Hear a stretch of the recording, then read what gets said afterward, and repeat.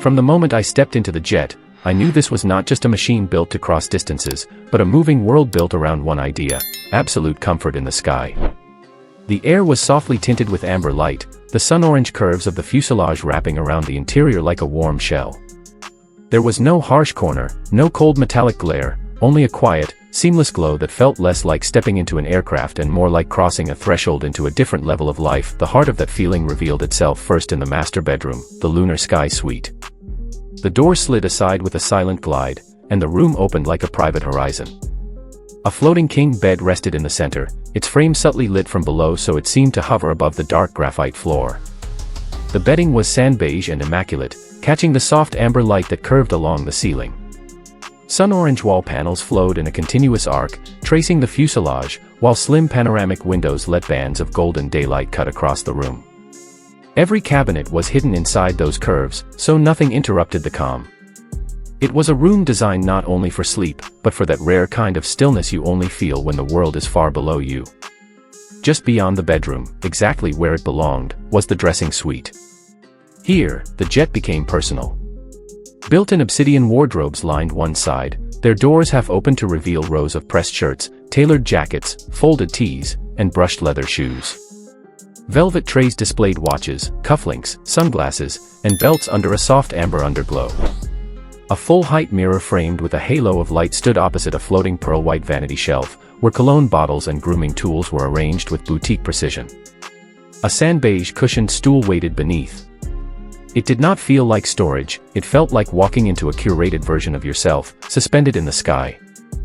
From there, the atmosphere sharpened as I stepped into the executive office, the Platinum Command cabin. The curved panoramic window stretched across the wall, turning the clouds outside into a living painting. A floating obsidian desk faced an ergonomic graphite chair with orange stitching, both positioned with almost military alignment.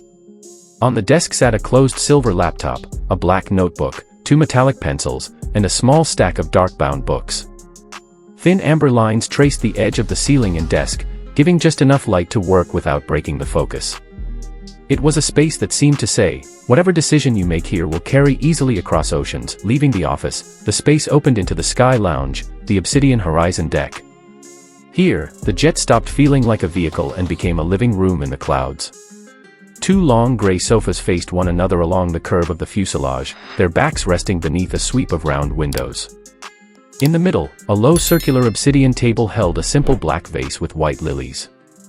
Above, the ceiling arched into a subtle dome, lined with soft amber LEDs that flowed like a horizon line. The lounge invited you to sit, sink back, and watch the sky move past without saying a word. When hunger or habit called, the path led naturally into the kitchen and dining, the Silver Horizon deck.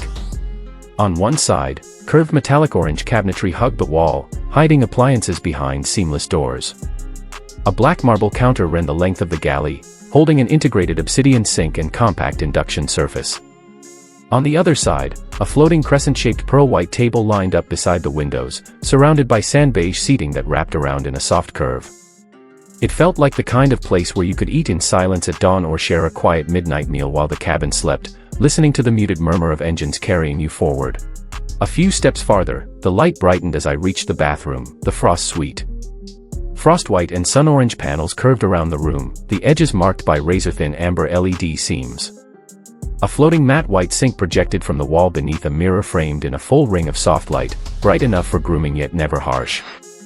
In the corner, a smoked glass pod shower glowed from within, its floor finished in dark obsidian, water pooling in a quiet, controlled circle.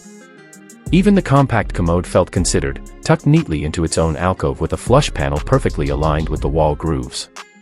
It was small, but it never felt tight, only precise, like every cubic inch of space had been negotiated in your favor. The tone shifted from pure function to pure experience as I stepped into the cinema lounge, the zero-gravity bay. The space was intimate, wrapped in dark materials to focus your eyes forward. 2 plush recliner seats faced a wide embedded screen set into an obsidian wall, its edges outlined by a soft amber halo. Thin floor lights traced a line toward the display, and the ceiling panel above dipped subtly to cradle the sound.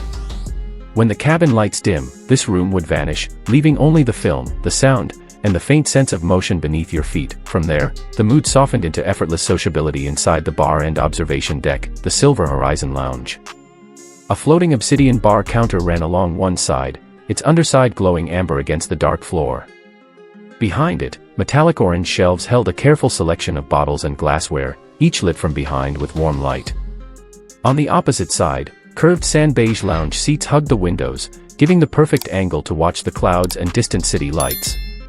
It felt like the after-hours heart of the jet, the place where people told the stories they would never repeat on the ground, protected by altitude and the quiet roar of air over the wings.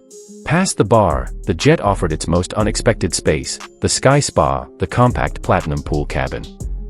At the center, a circular micropool sat recessed into an obsidian floor, its rim glowing with a slow pulse of amber light. The water itself caught that glow, turning it into a soft, liquid fire. Sun-orange walls rose up in a smooth curve, leading the eye to a smoked glass dome overhead that filtered in a gentle diffused glow. Along the side, a pair of curved beige loungers offered a place to recline, steam curling gently from hidden vents. It felt impossible that something so tranquil could exist inside a jet streaking across the sky, like a secret chapter of the journey that only a few would ever read. Finally, the path narrowed and rose slightly toward the front, where the jet revealed its brain, the cockpit, the lunar command deck. Here the aesthetic tightened into pure purpose. A wide panoramic windshield opened onto a view of sky and earth, the horizon cutting straight across the glass. The graphite console below was studded with holographic amber displays, altitude bands, navigation grids, and soft glowing indicators floating above obsidian touch surfaces. Chrome orange throttles sat at the center, ready under the hands of the pilots, whose sand beige seats were trimmed with orange stitching to match the rest of the jet. The air felt different here, still warm, but sharpened by responsibility and direction. This jet is not simply a way to get from one city to another, it is a sequence of atmospheres flowing into one another, each one tuned for a different version of you, resting, working, watching, talking, floating, deciding, dreaming. If you are ready to turn your next flight into a moving world shaped around you, this is where the journey begins and where sky belongs to you.